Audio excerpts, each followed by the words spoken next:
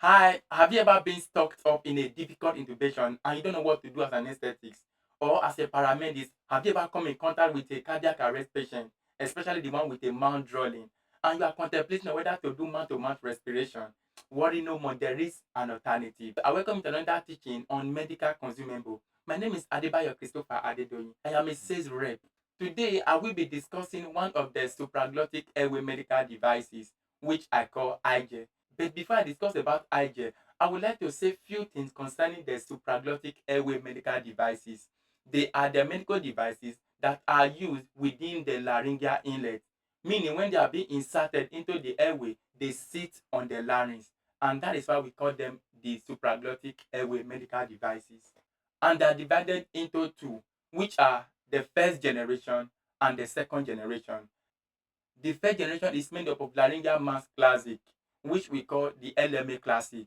While the second generation is made up of LMA Supreme, LMA Pro C, Oragain, and IGE. So the IGE is our topic for today. Now, what is an IGE? What are the indications? What are the contraindications? What are the different sizes? And what is the advantages of this device over every other medical devices? Now, what is an IGE? An IGE is a single-use extraglottic airway medical device that uses an anatomically designed mask to create an impression fit on the laryngeal inlet, thereby securing the patient airway and provide ventilation during intermittent positive airway ventilation (IPPV). The device is soft, gel-like, and non-inflatable cup which sit on the larynx during use. Remember, I told you during my last video that the larynx is a part in the human respiratory system and it is divided into three, which are the supraglottics, the glottics, and the subglottics. But the igel, when being inserted properly, it sits on the supraglottic part of the larynx, and that is why we call it the supraglottic airway medical device. The device is supplied in a cage pack, which we also call the cradles.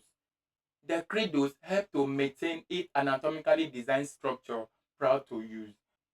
Now, what are the component part of this device? So this is the idea that I'm talking about. So this is how it looks like. And I have the biggest size with me, which is size 5. So this is how it comes. So this is size 5, the largest size.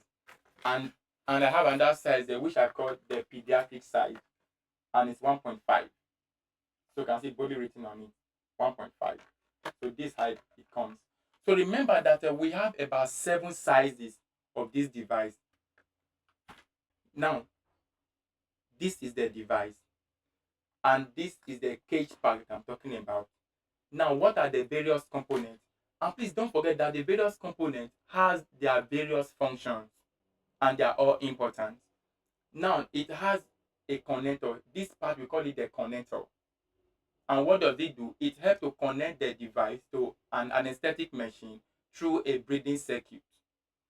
So the connector leads us to a lumen that starts from this end that ends at the distal end of the tube. And what does it do? It is mainly for ventilation. It helps to ventilate the patient. And it also has a smaller lumen, as you can see. I don't know whether you can see it very well. A smaller lumen, which we call the gastric channel. And what does it do? It helps to suction out the gastric content from the patient. And this is very important, especially in the theater, because one of the challenges that anesthetics face in the theater is the issue of regurgitation and aspiration.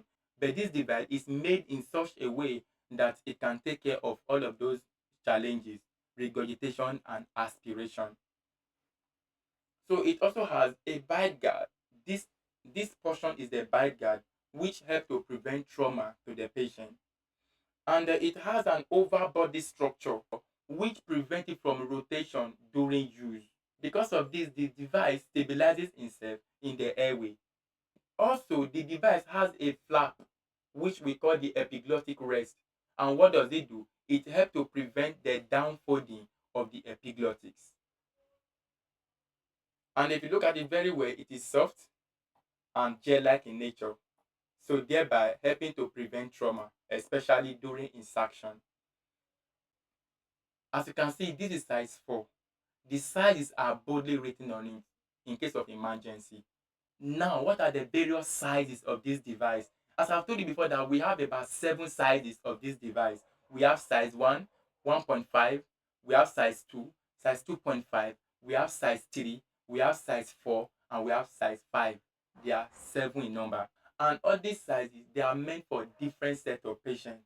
Like size 1 is for neonates, size 1.5 is for infants, size 2 is for small pediatrics, size 2.5 is for large pediatrics, size 3 is for small adults, size 4 is for medium adults, and size 5 is for large adults. All these sizes, they are meant for different patients. Please don't forget the sizing of the device, it depends on the weight of the patient. Like size 1 is for patient that has the body weight between 2 to 5 kg. Size 1.5 is for patient that has the body weight between 5 to 12 kg. Size 2 is for patient that has the body weight that ranges between 10 to 25 kg. Size 2.5 is meant for patient that has the body weight that ranges between 25 to 35 kg. While size 3 is for patient that has the body weight that ranges between 30 kg to 60 kg. Size 4 is meant for patient that has the body weight that ranges between 50 to 90 kg. Size 5 is meant for patient that has the body weight as from 90 kg and above. So these are the different sizes of this device. Now, what are the indications of this device? Meaning, on which scenario can we make use of this device? When the patient is unconscious. Also, it is used during difficult intubation and also an emergency. These are the scenarios by which we can use this product. Now, what are the contraindications of this device? Meaning, on which scenario can we not make use of this device? 1. Patient with gag reflex. I call gag reflex as the protective mechanism of the mouth. It's kind of reflex that prevents foreign body from entering into the mouth, thereby into the airway, the gag reflex. And also, a patient that has a locked jaw cannot use this device. A patient that has limited mouth opening cannot also make use of this device. Patient with pharyngeal trauma cannot also make use of this device. So these are the various contraindications at which this device cannot be used. Now, what are the advantages of using this device over every other airway devices? 1. The device can be used even without laryngeal visualization. You can insert it blindly. In fact, it will not even take you more than 5 seconds before this device is properly inserted. Also, the Igel provides gastric channel through which the gastric content can be suctioned. And this is one of the challenges that anesthetics are facing, especially in the theater. Regurgitation and aspiration. Also, the device can also serve as a conduit through which tracheal intubation can be done. Now, how do we make use of this device in the theater? First of all, the device is being prepared by pouring little amount of KY jelly here, and you lubricate it by the 2 sides and the tip. And after lubricating, the next thing you insert it, and this how it's being handled. Handle this way, and you handle it this way, and you insert it. So after insertion, the next thing you connect your breathing circuit. So this is the breathing circuit. And remember that we have different type of breathing circuits. We have Mamposin A, Mamposin B, Mamposin C, Mamposin D, Mamposin E, and Mamposin F. But this one that I'm holding is Mamposin D, and we also call it the Bain circuit. The next thing you connect this end to the anesthetic machine. While this patient end, we simply connect it to the device, and you ventilate your patient at ease. But in case of emergency, example during cardiac arrest, you simply insert it. The next thing you connect this device, which we call the bar valve mask, BVM. You connect it to it. You connect it, and you ventilate your patient at ease.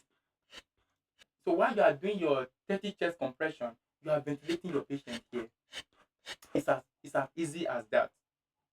Or if you have, or if you are close to oxygen source, you can as well connect your oxygen tubing. So this oxygen tubing, you connect it to it, and while you connect the other end to your oxygen source, and you ventilate your patient without any difficulty. Now I've come to the end of this video. Thank you for watching. Please, if you know you have not subscribed to my YouTube channel, I beg of you, subscribe. And if you need any of these medical devices or any of these medical consumables, you can as well contact me. I'm always at your reach. Thank you very much, and God bless you.